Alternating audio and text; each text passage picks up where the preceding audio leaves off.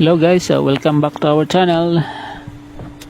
In this video nga po ay papakita ko sa inyo kung paano ko ginawa yung 8 pirasong Roman sage, 2 araw. Medyo madali lang po ito kumpara sa mga nauna natin tutorial kung paano gumawa ng Roman sage. Check nyo na lang po sa mga videos natin.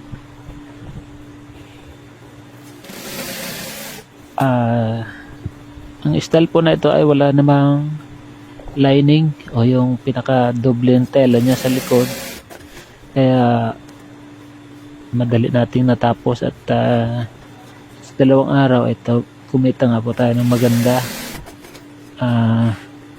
Hindi naman araw-araw may trabaho tayo, so malaking pasalamat ko sa isang kaibigan natin na nirekomenda itong ating bagong client na ito nga nagpagawa ng 8 pirasong Roman sage na kinailangan din agad niya nung mga sumunod na araw.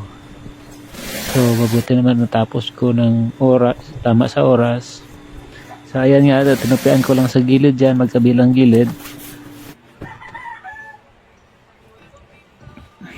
Pagkatapos ayan, tinupian natin sa laylayan at nilagyan natin ng velcro yung pinaka gilid niya para yun ang opening ng paglalagyan ng ating bottom weights. So sunod kong ginawa po dyan ay ginuhitan ang mga paglalagyan ng shafting sa gitna.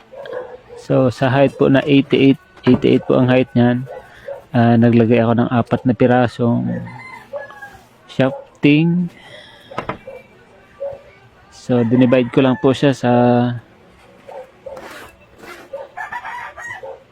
magkakaparehong distansya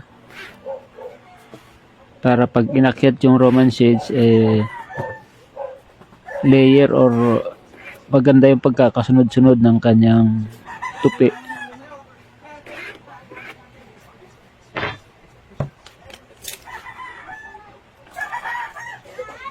Sabay ginuhitan ko na rin po ng 4 inches na distansya ng mga rings para sa mga tali na hihila sa kanya paakyat at baba.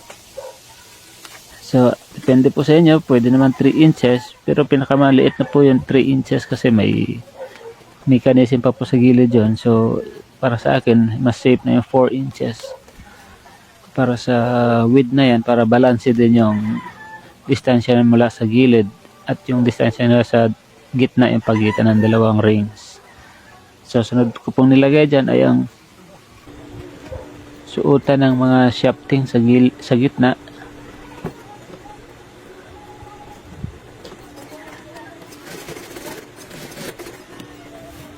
So, may tutorial na po ako ng paggawa ng mga Roman sage, pero kakaiba po ito kasi wala nga pong line. Pero dun sa mga nauna ko pong tutorial, mas maalwan naman din pong gawin yun kasi pagtatakipin lang ang 2 tela, itutupi mo lang ng 4 inches each side, tapos pagtataklobin mo lang, tapos tatahian mo nga yung mga gitna para sa shafting.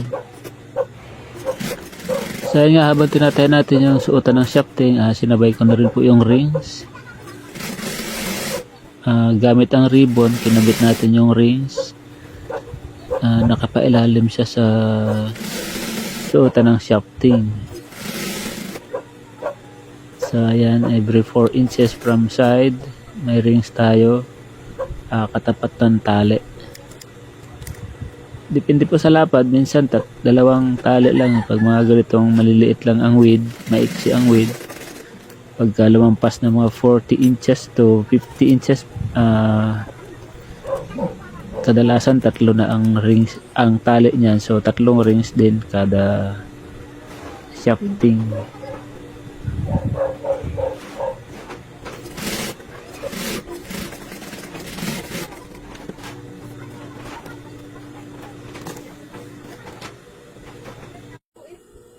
Wala kang babel?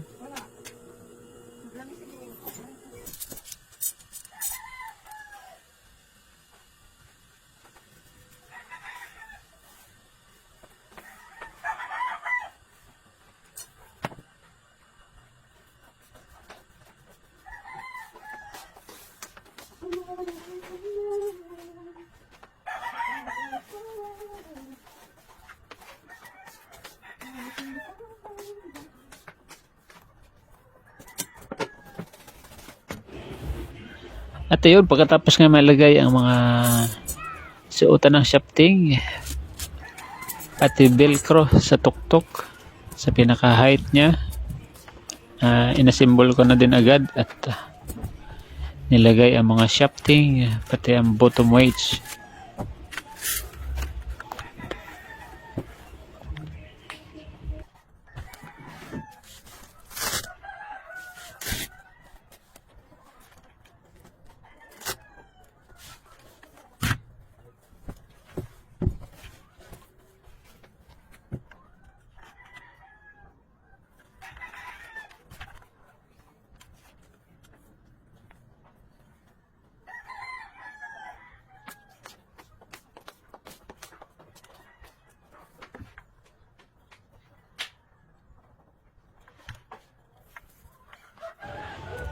At ang sinunod ko guys ay pag-check ng pagkapantay-pantay ng tahi niya, pati pag-akyat at baba ng Roman shades kung nasa maayos. Yun, at pinalot ko din agad at pinadala ko agad sa may-ari.